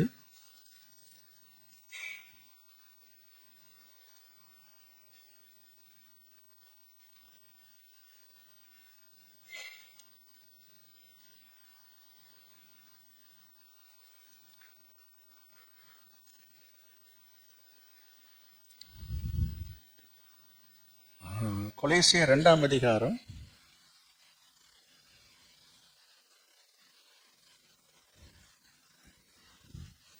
6வது வசனம். ஆகையால் நீங்கள் கர்த்தராகிய கிறிஸ்து இயேசுவை ஏற்றுக்கொண்டபடியே அவருக்குள் வேர் கொண்டவர்களாகவும் அவர் மேல் கட்டப்பட்டவர்களாகவும் அவருக்குள் நடந்து கொண்டு நீங்கள் போதிக்கப்பட்டபடியே விசுவாசத்தில் உறுதிப்பட்டு ஸ்தோத்திரத்தோடே அதிலே பெருகுவீர்களாக. இயேசுவை ஏற்றுக்கொண்டபடியே அவருக்குள் வேர் கொண்டவர்களாகவும். ஆண்டவருக்குள்ளர நம்ம வேர் கொண்டவர்களாக நிலைத்திருந்தா ஆண்டவர் உங்களை கனி கொடுக்கிறவர்களாக மாற்றுவார், கனி கொடுக்கிறவர்களாக ஏற்படுத்துவார். நீங்கள் அநேகருக்கு ஆசீர்வாதமாக இருப்பீர்கள். அங்கே பவுல் எழுதுகிறாரு, 19வது வசனத்தை பாருங்க. 19வது வசனத்துல இருக்க பாருங்க. மாயமான தாழ்மை, இப்ப தாழ்மையை பத்தி தான் பேசிட்டு வந்தோம். மாயமான தாழ்மை, தேவதூதர்களுக்கு செய்யும் ஆராதனையிலும் விருப்பமுற்று காணாதவைகளிலே துணிவாய் நுழைந்து தன் மாம்ச சிந்தையினாலே வீணாய் இருமாப்பு கொண்டிருக்கிற எவனும் உங்கள் பந்தய பொருளை நீங்கள் இழந்து போகும்படி உங்களை வஞ்சியாதிருக்க பாருங்கள். அருமையானவர்களே, இந்த தாழ்மை என்கிற சுவாபம் அன்பிலிருந்து தான் உருவாகிறது. அன்பிலிருந்து தான் தாழ்மை வருது, தாழ்மையில் இருக்கிறது தான் அன்பு இருக்குது. இது ரெண்டும் ஒன்றோடு ஒன்று இணைந்தது, இது பிரிக்க முடியாது. ஒன்றோடு ஒன்று இணைந்து இது ஒன்று இருந்தாலே அது ஆட்டோமேட்டிக்காக வந்துடும். எது? இந்த வாட்டர் இருக்கக்கூடிய மாலிகுல்ஸை பற்றி சொல்கிறாங்க. வாட்டர் மாலிகுல்னா H2O, ஹைட்ரஜனும் ஆக்சிஜனும் சேர்ந்தது தான் தண்ணீர். H2O கெமிஸ்ட்ரி படித்தவங்களுக்கு தெரியும். இது ஒன்று இணைந்தது தான் தண்ணி. இது ரெண்டையும் பிரிச்சுட்டுலாம் தண்ணின்னு நம்ம தண்ணியை யூஸ் பண்ணுறோமே, அதனுடைய மாலிகுலர் பார்த்தீங்கன்னா ஹைட்ரஜனும் ஆக்சிஜனும் இது ரெண்டும் சேர்ந்தது தான் தண்ணி. இது எதாவது பிரிச்சிங்கன்னா முதல்ல நீங்கள் தண்ணியே பார்க்க முடியாது. இப்போ தண்ணி என்று சொன்னால் ரெண்டும் இணைஞ்சிருக்கு. நான் ஆவிக்குரிய வாழ்க்கைக்கு வருகிறேன். இந்த அன்பும் தாழ்மை என்பதும் ரெண்டும் ஒன்றோடு ஒன்று இணைந்தது. இது இருந்தால் அது இருக்கும், அது இருந்தால் இது இருக்கும். இது இருந்தால் அது இல்லாமல் இருக்கிறதுக்கு வாய்ப்பே கிடையாது. அப்படி இருக்கிறது வாய்ப்பே இல்லை. அப்படிப்பட்ட ஒரு சுபாவம் தான் இந்த அன்பு, தேவனுடைய அன்பு. இதை நம்ம பெற்றுக்கொள்ளணும், இதை கற்றுக்கொள்ளணும். அதை நம்ம நிலைச்சிருந்தோம் என்று சொன்னால் அதிகமான கனிகளை கொடுக்க முடியும் நான் சொன்னேன். அப்போ இந்த அனுபவத்தை பெறுவதற்கு நம்ம என்ன செய்யணும்? ஆண்டோட சமூகத்தில் வரணும் நான் சொன்னேன். இது இல்லாதனால தான், எது இல்லாதனால, இந்த அன்பும் இந்த தாழ்மையும் இல்லாதனால தான் இன்றைக்கு எல்லா இடங்களிலும் பிரச்சனைகள் தலை தூக்கி வரதுக்கு காரணம் இதுதான். அதனால் நம்ம இதனுடைய அவசியத்தை உணர்ந்தவர்களாக நம்ம என்ன செய்யணும்? இதில் நம்ம ஆழமாக வேறு ஒன்றை நம்மளை ஒப்பு கொடுக்கும் பொழுது கர்த்தர் உங்களை பயன்படுத்தக்கூடியதாக இருக்கிறார். அப்படிங்களா? இங்கே நான் பார்க்குறோம், பந்தய பொருளை இழந்து போகும்படி உங்களை வஞ்சியாதிருக்க. எனவே ஆண்டவர் உங்களை அழைத்ததற்கான நோக்கம் என்ன? உங்களை தெரிந்து கொண்டதற்கான நோக்கம் என்ன? இந்த உலகத்திலே உங்களை வைத்திருப்பதோட நோக்கம் என்ன? நிறைய பேருக்கு நோக்கம் இல்லாமல் வாழ்ந்துட்டு இருக்காங்க. எல்லாருக்கும் ஒரு நோக்கம் இருக்குதுங்க. இந்த உலகத்தில் ஆண்டவருக்காக வாழணுன்றது ஃபஸ்ட் நோக்கம். ஆண்டவருக்காக வாழணும், ஆண்டவருக்காக வாழ்ந்து ஆண்டவர்கிட்ட போய் ஆண்டவர் ராஜ்யத்தில் போய் சேரணும். இப்படி பவுல் சொல்கிறாரு, என்னது, எனக்கு மாத்திரமல்ல அவருடைய பிரசன்னமாகுதல் விரும்புகிற யாவருக்கும் அவர் என்ன வச்சிருக்காராம்? அந்த கிரீடத்தை வைத்திருக்காராம். பந்தய பொருளை எல்லாருக்கும் வைத்திருக்காரு. யாருக்கு வைத்திருக்காரு? எல்லாருக்கும் வைத்திருக்காரு. பந்தயத்தில் ஓடுறவனுக்கு ஒருவனுக்கு மட்டும்தான் பரிசு இந்த உலகத்தில். ஆனால் ஆண்டவர் என்ன சொல்றாரு? பந்தயத்தில் ஓட்டத்தை ஓடி முடிக்கிற அத்தனை பேருக்கும் ஆண்டவர் பரிசு கொடுத்தாரு. இது இந்த உலகத்தில் பார்த்தீங்கன்னா இந்த மாரத்தான் ஓட்டணும்னு வச்சுருப்பாங்க. அதில் இந்த ஃபஸ்ட்டு செகண்ட்லையும் கிடையாதுங்க. ஒரு குறிப்பிட்ட தூரம் 1 கிலோமீட்டருக்கு மாரத்தான் ஓட்டணும். நீ நடந்து போனாலும் சரி, சும்மா அப்படி ஓடுற மாதிரி நடிச்சுட்டு ஓடினாலும் சரி, இந்த ஓட்டத்தை போய் முடிக்கணும், அவ்வளோதான். இதான் மாரத்தான் ஓட்டம். இந்த இன்னொரு ஓட்ட பந்தயம் இருக்குது பாருங்க, 10 பேர் 5 பேர் நிற்பாங்க. யார் ஃபஸ்ட்டில் போகிறாங்களோ அவனுக்கு தான் ப்ரைஸு. ஆனால் இந்த ஓட்டம், இந்த மாரத்தானை போல் நமக்கு ஆண்டவர் வைத்திருக்கிற ஓட்டம் என்னென்னா, இந்த ஓட்டத்தை ஓடி முடிக்கிற அத்தனை பேருக்கும் ஆண்டவர் என்ன வச்சிருக்காரு? பரிசு வைத்திருக்கிறார். அதை நீ இழந்து போயிடக்கூடாது. புரியுங்களா? அதுக்கு அதை நான் விட்டுட மாட்டேங்க என்று சொன்னால், அதற்கு நீங்கள் என்ன செய்யணும் என்பதையும் நான் முடிக்கிறேன். அதுக்கு என்ன செய்யணும் என்று சொன்னால், இங்கே தான் இருக்கு பாருங்க, கொலோசியர் 3ஆம் அதிகாரம் 12வது வசனம். ஆகையால் நீங்கள் தேவனால் தெரிந்து கொள்ளப்பட்ட பரிசுத்தரும் பிரியருமாய் உருக்கமான இரக்கத்தையும் தயவையும், உருக்கமான இரக்கம், தயவு, மனத்தாழ்மையும், சாந்தத்தையும் நீடிய பொறுமையையும் தரித்துக்கொண்டு ஒருவரை ஒருவர் தாங்கி, ஒருத்தரை தாங்கி போகணும். ஒருவர் தாங்கி ஒருவர் பேரில் ஒருவருக்கு குறைபாடு உண்டானால் கிறிஸ்து உங்களுக்கு மன்னித்தது போல ஒருவருக்கொருவர் மன்னியுங்கள். அப்ப என்ன செய்யணும்? சொல்றாங்களே, நம்ம எல்லாரும் சொல்றாங்க, ஆனா கேட்க மாட்டாங்களே. தாங்கி போமா, அவங்க ஏதாவது சொன்னா சொல்லிட்டு போறாங்க. அப்படி சொல்லும் பொழுது எத்தனை பேர் தாங்கி போறாங்க? தாங்கி போறது இல்லைங்க, தாக்கிட்டு போறாங்க. ஒரு எழுத்து மாறிச்சுன்னா அர்த்தமே மாறுது. அதை நம்ம சொல்றோம், ஆண்டவர் சொல்றாரு, அடுத்து தாங்கி தான் சொன்னாதான் சொல்லிட்டு போறாங்க பெரியவங்க. அதாவது ஏதோ அவங்க சொல்றாங்க, சொல்லிட்டாங்க, பெரியவங்களோ சின்னவங்களோ ஒருத்தவங்க ஒன்று சொன்னா தாங்கி போகக்கூடாதா என்று பொதுவாகவே அட்வைஸ் பண்ணுறாங்க. ஆசிரியர்களோ பெற்றோர்களோ சபையில் ஊழியக்காரர்களோ ஒரு அட்வைஸ் பண்ணால் சிலர் கேட்குறாங்க, சிலர் கேட்கறது இல்லை. இவர் விட்டு போனாலே இது இப்படி தான், இவர் இப்படி தான் சொல்லுவார். என்னது, இவங்கெல்லாம் தாங்கி தான் போயிட்டு இருக்கணுமா? இதெல்லாம் சரி வராது. நம்ம குனிய கூட்டிகிட்டு இருப்பாங்களா? குனிய நம்ம காட்டிகிட்டு இருக்கணுமா? சொல்லிகிட்டே போகலாம். இல்லை பிரியமானே, தாழ்மை இருந்தால் எல்லாவற்றையும் சாதிக்கலாம், சகிக்கலாம். தாழ்மை இருந்தால், அப்படிலாம் ஒரு தாழ்மை எனக்கு தேவையில்லைங்க. என்னது, இப்படிலாம் தாங்கி சகிச்சு போகிறேன், ஐயோ நமக்கு இது அப்போ இது கிறிஸ்தவ வாழ்க்கைக்கே லாய்க்கு இல்லை. ஆண்டவர் ஏன் இப்படி இருக்க சொல்கிறாரு? இதை கேட்கும்போது சிலருக்கு பிடிக்காமல் இருக்கும், இதெல்லாம் ஒத்து போகாமல் இருக்கும். என்னப்பா இது, இங்கே வந்தாலே இந்த மாதிரிலாம் ஒரு பிரசங்கம் பண்ணி தாங்கி போகணுமா, பொறுத்து போகணுமா, சகிச்சு போகணும், ஐயோ இதெல்லாம் நமக்கு ஒத்து வராதுப்பா, அப்படி சில பேர் நினைப்பாங்க. சில வாலிப பேர்களும் அந்த எண்ணங்கள் அப்படி ஒரு தலை தூக்கம். இது என்னது வேடிக்கையாக இருக்குது. நான் உங்களுக்கு சொல்கிறேன், ப்ராக்டிக்கலாக சொல்லணும்னா ஆண்டவர் சொல்கிறது காரியம் என்னென்னா, மேலோட்டமாக நீங்கள் அதை பார்க்குறீங்க, அதனால தான் உங்களால் அதை ஜீர்ணிக்க முடியல. ஆனால் அதில் ஆழமாக நீங்கள் வேரூட்டி பார்த்தீங்கன்னா தெரியும், ஆண்டவர் உங்கள் நன்மைக்காகவும் உங்கள் நல்லதுக்காகத்தான் தாங்கி போக சொல்கிறாரே தவிர உங்களுடைய எதிரிக்கு சப்போர்ட் பண்ணுவதற்காகவோ அவனுக்கு உதவி செய்யும்படியாகவோ அவனை கண்டுக்காமல் விடுவதற்காகவோ சொல்லலை. நம்ம அப்படி தான் அதை பார்க்குறோம். நம்ம இதை விட்டுட்டா அவனுக்கு புது விட்டு போடுமே, நம்ம இப்படி ஒதுங்கி போயிட்டா அவனும் பெரிய ஆளாக நினச்சிட்டு இருப்பானே, அப்படி தான் நம்ம நினைக்கிறோம். இந்த எண்ணம் வருவதனால தான் சில நேரங்கள் நம்ம விட்டு கொடுத்து போடுனா கூட மனசு ஒத்து வர மாட்டேது. சில விஷயங்கள் தாங்கி போடுனா கூட மனசு ஒத்து வர மாட்டேது. இவனுக்கெல்லாம் ஏன் விட்டு விடுறேன்? நான் சொல்கிறேன், நீ யாரையும் பார்க்காத, யாருக்காக விட்டு கொடுக்க வேணாம், யாருக்காக மன்னிக்க வேணாம், கத்தரை மாத்திரம் பார்க்கணும். கத்தரை நான் பார்க்குறேன், கத்தரை தான் நான் பார்த்துட்டு இருக்கேனே, கத்தரை தான் சொல்கிறார். இப்போவும் யாருக்காக சொல்கிறாருன்னா உன்னுடைய நன்மை. இதில் என்னங்க எனக்கு நன்மை இருக்குது? நான் சொல்கிறேன், இன்றைக்கி நான் சில கருத்துக்கள் நான் படித்தேன். நம்ம பைபிளில் இல்லாது மற்றது இல்லை தான், ஆனால் பைபிளில் சொல்லப்பட்டிருக்கிறது, வேதத்தில் சொல்லப்பட்டிருக்கிறது நிறைய பேர் இடத்துல நான் நிறைய இந்த இல்லஸ்ட்ரேஷனு முக்கியமான கொட்டேஷன்ஸ் எல்லாம் நான் பார்ப்பேன் செய்திக்கு தொடர்பாக. அதில் பொதுவானவங்களே உலகத்தானே எழுதுகிறேன், மன்னிக்கிறவன் தான் மனுஷனா, மன்னிப்பதனால நமக்கு தான் நன்மை. இதெல்லாம் மற்றவங்க சொல்கிறாங்க, நம்ம வேதத்தின்படி சொல்கிறது அது வேற விஷயம். வேதத்தில் அதான் சொல்லப்பட்டிருக்குது. நான் யோசித்து பார்த்தேன், பரவாயில்ல, உலகத்தான் கூட தெரிஞ்சு வச்சுருக்காங்க இந்த விஷயத்த, சத்தியத்தை. அப்போ ஆண்டவர் அறிஞ்சிருக்கிற நம்ம எவ்வளோ அதிகமாக தெரிஞ்சு வச்சுக்கணும். இதெல்லாம் என் மனதை ரொம்ப கவர்ந்தது, சென்னை சிந்திக்க வைத்த ஒரு காரியம். என்னது? மன்னிக்கிறதுனால யாருக்கு நன்மையா? யார் மன்னிக்கிறானோ அவனுக்கு தான் நன்மையா. இப்போ நான் இருக்கிறேன், நீங்கள் ஒரு தப்பு பண்ணுறீங்க, உங்களை மன்னிச்சிட்டா எனக்கு தான் நல்லது, எனக்கு நல்லதுதான், உங்களுக்கு இல்லை. ஆனால் நீங்கள் என்ன நினைக்கிறீங்கன்னா, அப்பா தப்பிச்சோம் பிழைச்சோம், அப்பா ஆளை விட்டார் அப்படின்னு நம்ம நினச்சிட்டு இருக்கிறாங்க சில பேர். அதை பார்த்துட்டு சில பேர் பொறுப்புறாங்க, பற்றியா மன்னிப்புன்ற பேரில் விட்டு அவன் தொழில் விட்டு ஆடிட்டு இருக்கிறானே. நீ ஏன் அதெல்லாம் பார்க்குற? அவன் ஆட்டத்தை எல்லாம் ஆண்டு அடைக்கிடுவார். அப்புறம் எதுக்கு இதெல்லாம் செய்ய சொல்கிறாரு? அவனுக்காக அனுசரணையை கரிசனை காட்டவும் இல்லை, அவனுக்கு சலுகை காட்டுறதாக நீங்கள் நினைக்கிறீங்க. சலுகையும் கிடையாது, சலுகை கிடையாது. நம்ம நல்லா இருக்கிறதுக்காக, நம்ம ஹெல்த்தியாக இருக்கிறதுக்காக, நம்ம ஆரோக்கியமாக இருக்கிறதுக்கு, சமாதானமாக இருப்பதற்கு மன்னிக்கிறது நல்லதுங்க. இந்த உண்மை எனக்கே ரொம்ப நாளாக தெரியாமல் இருந்துச்சு. நான் கூட நினைப்பேன், மன்னிப்பு கேட்டவன மன்னிப்போம், மன்னிப்பு கேட்கறதுலாம் மன்னிக்கலாம், கேட்கறதுலாம் மன்னிக்கக்கூடாது. ஆண்டவர் ஒன்று மன்னிக்க சொல்றது எதுக்குன்னா அவனுக்கு நன்மை செய்வதற்காக, உதவி செய்வதற்காகவே அல்ல. அந்த மன்னிக்கின்ற ஒரு சுவாபத்தினாலே, அந்த குணத்தினால, அந்த சிந்தையினால உன்னோட உள்ளான மனுஷனிலே, உன் இருதயத்திலே, உன் சரீரத்திலே, உன் ஆவியிலே, ஆத்மாவிலே ஒரு ரசாயன மாற்றம் ஏற்படுகிறதுங்க. அது உன்னை வாழ வைக்கிறது, உன்னை ஆரோக்கியத்தோடு வாழ வைக்கிறது. நீ வேணா மன்னிக்காமல் இருந்து பாருங்க, உனக்கு ஏகப்பட்ட வியாதி வரும். மன்னிக்காதனால என்ன வரும்? அந்த மன உளைச்சல்னால அப்படி பண்ணிட்டானே, அப்படி செஞ்சுட்டானே, அப்படி நம்ம நினைக்கிற, நம்ம ஃபீல் பண்ணுறோம் பாருங்க. இந்த ஃபீலிங் என்ன செய்யுது? நான் ஏற்கனவே சொன்னேன், இது நம்மளோட சரீரத்தில் உறுப்புகளை எல்லாத்தையும் சிதைச்சிட்டு வருது. இது உங்களுக்கு தெரியாது, இது உள்ளுக்குள்ளே நடக்கிற காரியம். இது புரியாம தான் அதெல்லாம் முடியாது, நான் எல்லாம் மன்னிக்க மாட்டேன், மன்னிச்சா உனக்கு நல்லது, இல்லைன்னா நஷ்டம்தான். எனக்கு அன்பானவர்களே, நம்ம வசனத்தின்படி நம்ம வாழ்த்து என்ன செய்யணும்? உங்களுடைய பந்தய பொருளை இழந்து போகாதபடிக்கு, என்னது இழந்து போகும்படி வஞ்சிக்காமல். அப்போ பிசாசு உங்களை வஞ்சிக்கும் வண்ணமாக என்ன செய்யலாம்? தந்திரமாக உங்கள் மனசில் எரிச்சலையும் கோபத்தை, சரிங்களா, வேட்டிமையை உங்களை எழுப்பி விட்டு என்ன செய்யலாம்? உங்களை மன்னிக்க விடாதபடிக்கு, தாங்கி போகாதபடிக்கு, பொறுத்து போகாதபடிக்கு, தாழ்மையாக இருக்காதபடிக்கு உங்களுக்குள்ள பெருமையை மூட்டி கொண்டே இருக்கிறான்.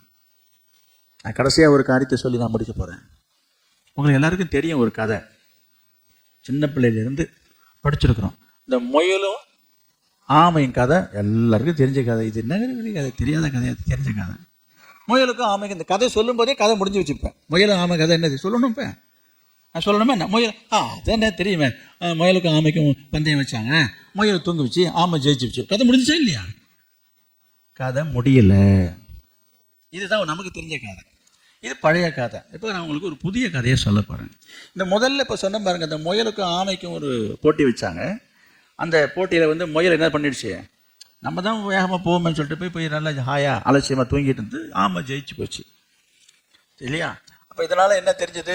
இந்த மாதிரி நம்ம அலட்சியமாக அசதியாக இருந்தால் தோல்வி அடையும் அப்படின்றத ஒரு கருத்தை நமக்கு சொல்லி தந்தாங்க. அப்போ ஆரம்ப நாட்களில் எலிமெண்ட்ரி ஸ்கூலில் படிக்கும்போது இந்த கதையெல்லாம், இப்போல்லாம் அந்த கதை இருக்குதான் எனக்கு தெரியலைங்க.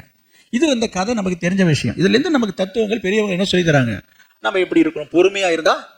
பொறுமையாக இருந்தாலும் முயற்சி விடாத முயற்சினால ஆமை ஜெயிச்சது போல என்ன செய்யலாம்?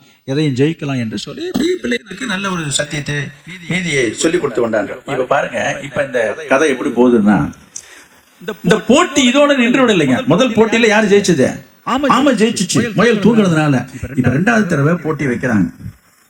ரெண்டாவது தடவை போட்டி வைக்கிறாங்க. அதே போல முயலுக்கும் ஆமைக்கும் போட்டி. இந்த ரெண்டாவது ரவுண்ட்ல என்ன ஆச்சுன்னா முயல் ஜெயிச்சிச்சு. எப்படின்னா முதல்ல தான் நம்ம தூங்கி கோட்டை விட்டுட்டோம். அதனால என்ன பண்ணுச்சு இந்த முயலுக்கு, இன்னுமே நம்ம தூங்கக்கூடாது, இந்த ஆமையை லேசாக எடை போட்டுறக்கூடாதுன்னு சொல்லிட்டு இந்த முயல் என்ன பண்ணுச்சு, ரொம்ப விழிப்பா இருந்து, நிச்சயமா விழிப்பா இருந்தா அது ஓடும் தான், நிச்சயமா ஆமையால ஜெயிக்க முடியாதுன்றது உங்களுக்கு தெரிஞ்ச விஷயம் தான்.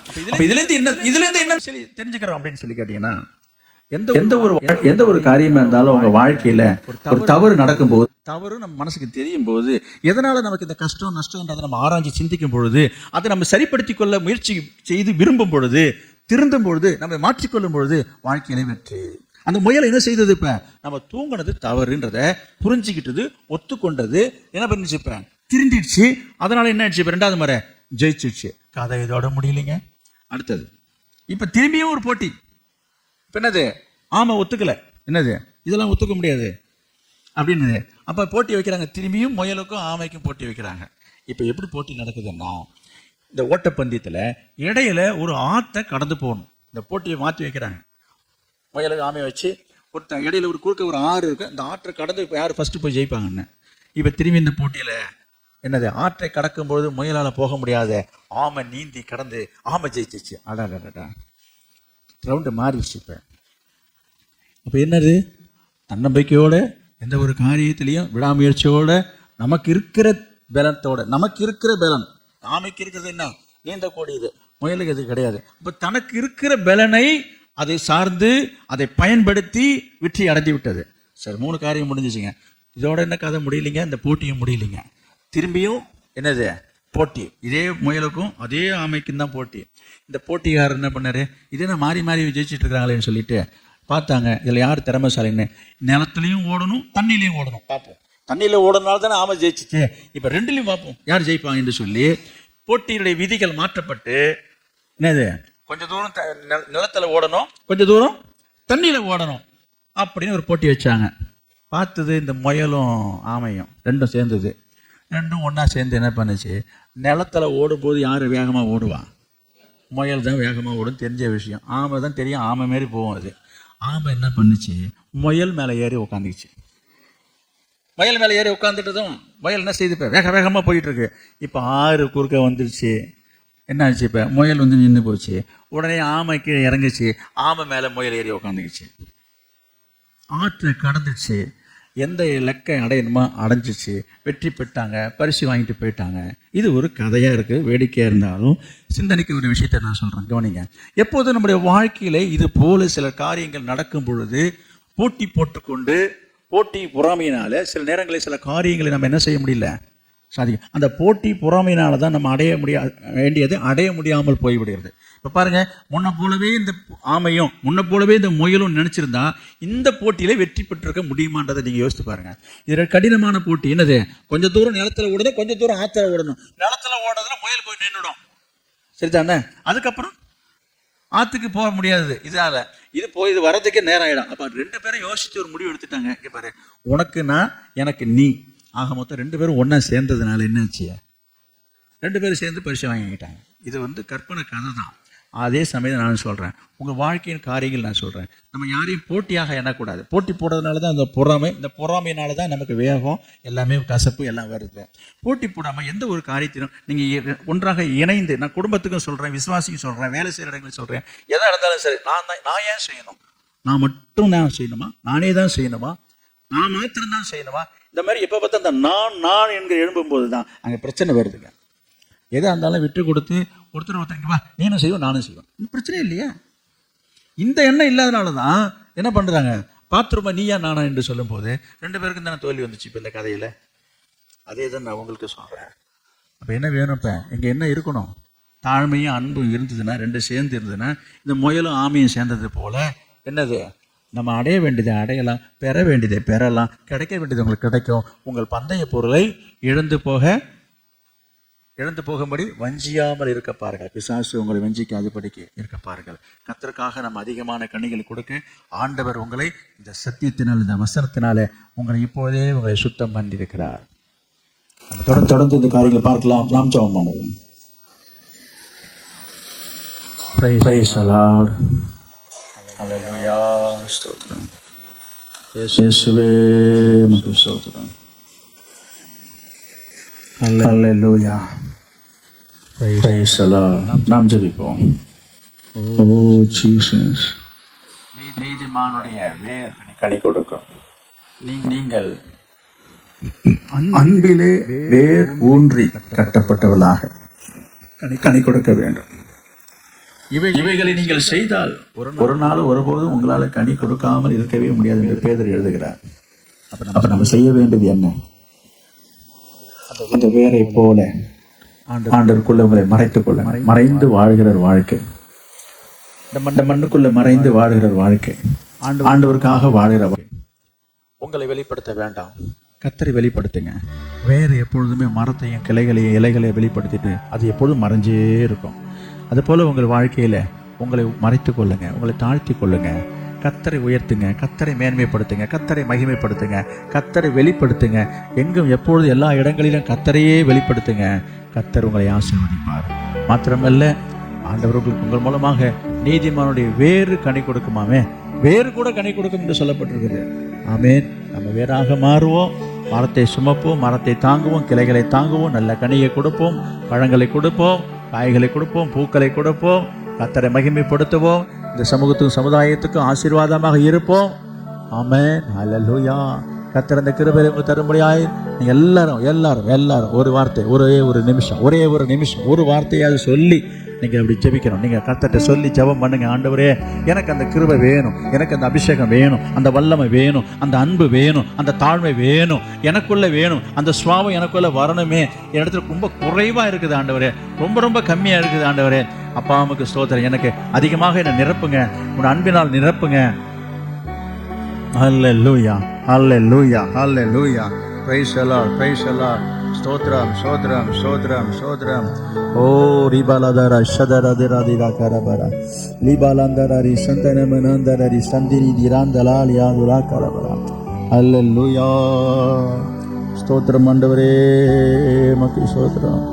Price the lord. ஸ்தோத்திரம் இயேசுவே, மக்கு ஸ்தோத்திரம். எனக்கு கிருபை வேணுமே, அந்த அபிஷேகம் வேணுமே, அந்த ஆவி வேணுமே, அந்த வல்லமை வேணுமே, அந்த குணம் வேணுமே, அந்த சுவாபம் எனக்கு வேணுமே. நான் கனி கொடுக்கணுமே. அப்பா, எனக்கு கனி கொடுக்குற ஒரு மரமாக மாற்றுங்க, அதிக கனி கொடுக்குற மரமாக என்னை ஏற்படுத்துங்க, என்னை சுத்தம் பண்ணுங்க, என் கிளைகளை சுத்தம் பண்ணுங்க. ஆண்டவரே, கனி கொடுக்க கூடாதபடிக்கு தடையா இருக்க களைகளை அகற்றுங்க, அந்த சுவாபங்களை அகற்றுங்கப்பா. எனக்கு இந்த கிருபை வேணுமே, இந்த கிருபை வேணுமே. அப்பா, எனக்கு உதவி செய்யுங்கப்பா. என்னால் முடியல ஆண்டவரே, தாங்க முடியல, என்னால் சகிக்க முடியல, பொறுக்க முடியல, மன்னிக்க முடியல, மறக்க முடியல. அவங்க செய்த பாவத்தை, காரியத்தை, எனக்கு பண்ண துரோகத்தை என்னால் மறக்க முடியலையே, மன்னிக்க முடியலையே. அதை நினைச்சு உள்ளம் புழுங்குது, வேதனைப்படுது, வருத்தப்படுறதப்பா. நீங்க சொல்றீங்க ஆண்டவரே, அந்த ஆவி எனக்கு வேணுமே, அந்த சிந்தை எனக்கு வேணுமே, அந்த குணம் வேண்டுமே, அந்த சுவாபம் எனக்கு வேணுமே. ஆண்டவரே, எனக்கு உதவி செய்யுங்கப்பா.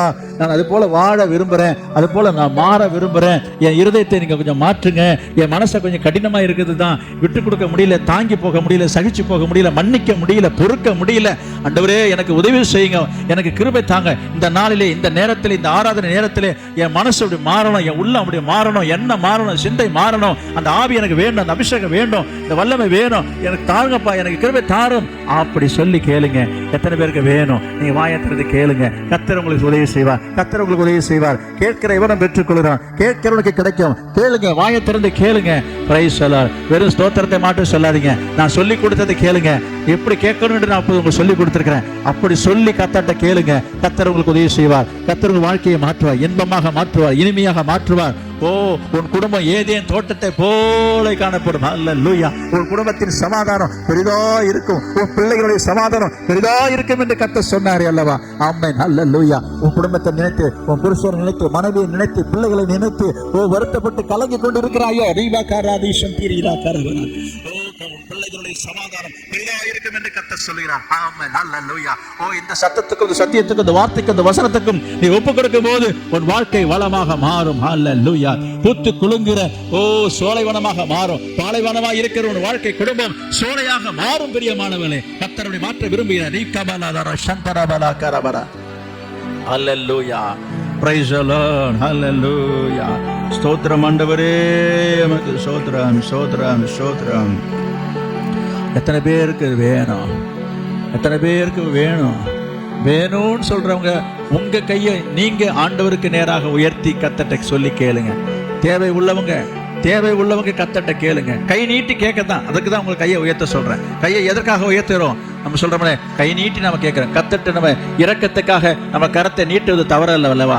கையேந்தி கையை நீட்டி கையை உயர்த்தி ஆண்டவர்கிட்ட கேட்பீர்களா? அப்படி கேளுங்க, கர்த்தர் உங்களுக்கு உதவி செய்வார். ஹல்லேலூயா. கர்த்தர் உங்களுக்கு கொடுப்பதற்காக அவருடைய கரத்தை நீட்டி கொண்டிருக்கிறார். பெற்றுக்கொள்வதற்கு உங்க கரத்தை நீங்க நீட்டினா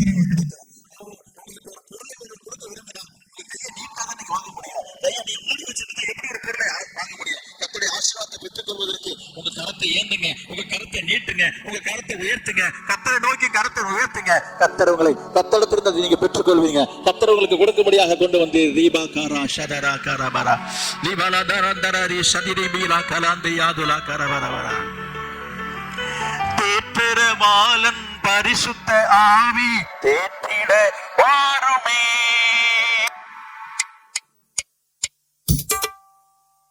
தேற்றிட வாருமே. ஆற்றலை கொடுத்து அன்பால் நிரப்பும் ஆவியே வாருமே. ஆற்றலை கொடுத்து அன்பால் நிரப்பும் ஆவியே வாருமே. என்னை நிரப்பும் இயேசு தெய்வமே.